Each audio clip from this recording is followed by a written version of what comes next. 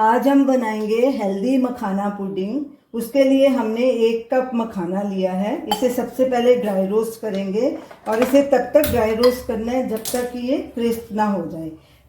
Pan को हमने gas पे रखा है और गैस को बिल्कुल सिम पे रखना है और लगातार कड़छी चलाते हुए इसे ड्राई रोस्ट करना है ताकि सब तरफ से अच्छे से ड्राई रोस्ट हो जाए। मखाने को हमने लगातार कड़छी चलाते हुए ड्राई रोस्ट कर लिया है। ये देखिए, ये एकदम क्रिस्प हो गए हैं, आसानी से टूट रहे हैं और चूरा हो रहे हैं। अब गैस को बंद करेंगे और इन्हें एक प्लेट में ट्रांसफ़र करेंगे और इन्हें ठंडा होने देंगे। मखाने ठंडे हो चुके हैं। अब इन्हें ग्राइंडर जार में डालेंगे और साथ में ये 1/2 कप दही डालेंगे। ये घर का दही है और फ्रेश है, दही खट्टा नहीं होना चाहिए। 10 काजू, इन्हें मैंने गर्म पानी में भिगो दिया था और नरम हो गए हैं। ये ग्राइंड बराबर हो जाएंगे भिगाने से। ये 1/4 कप दूध है, इसमें 1 चुटकी केसर डाला था, इसे भी गुनगुने दूध में भिगो के रख दिया था, ये भी डाल देंगे। अब इसमें 2 टेबलस्पून देसी खांड डालेंगे। आप इसके बदले चीनी, गुड़ या मिश्री भी डाल सकते हैं। अब इन सब चीज़ों को अच्छे से ग्राइंड कर लेंगे और इनका फाइन पेस्ट बना लेंगे।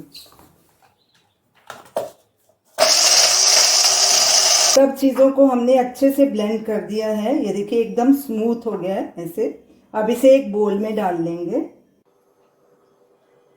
अब पुडिंग को हम बादाम और केसर के साथ गार्निश करेंगे। ये मैंने 5 बादाम लिए थे, उसे भिगो दिया था गर्म पानी में और ऐसे लंबा लंबा छील के काट लिया।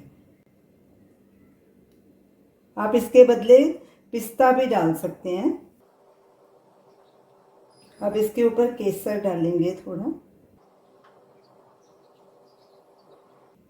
ये देखिए, हमारा पुडिंग कितना सुंदर लग रहा है दिखने में। अब इसे हम फ्रिज में 2 घंटे के लिए सेट होने के लिए रखेंगे। मखाना पुडिंग चिल्ड भी हो चुका है और थिक भी हो चुका है। मैं आपको दिखाती हूँ। ये देखिए काफ़ी थिक हो गया और सेट भी हो गया है ये।